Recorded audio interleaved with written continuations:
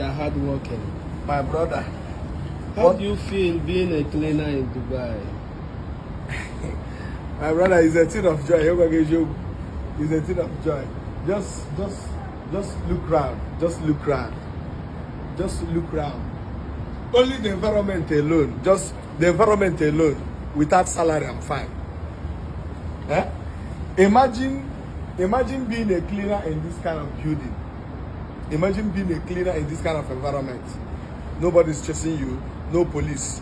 No EFCC. No NEPA lights. No go and bring this. No go and buy fuel for Jen. Nothing.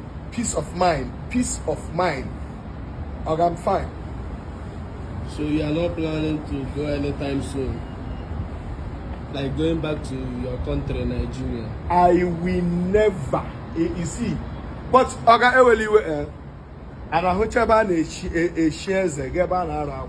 Look at my neighbors. Look at my neighbors. Just come and look. Just come and sit down. Come go and see everywhere.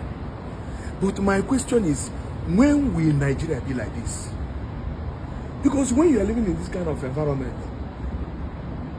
your life will be, why won't you reach 200 years? In Nigeria, if you are 70 years and die, I say, hey,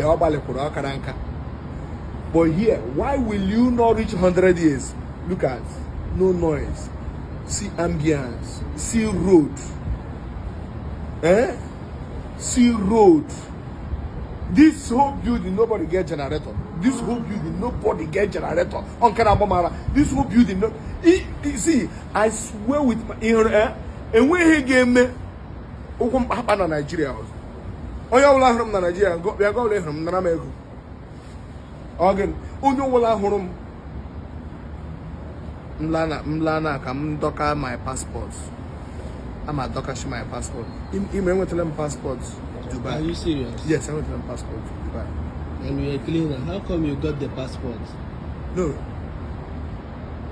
No, I promise you, I get you. So and you want to tear your passport?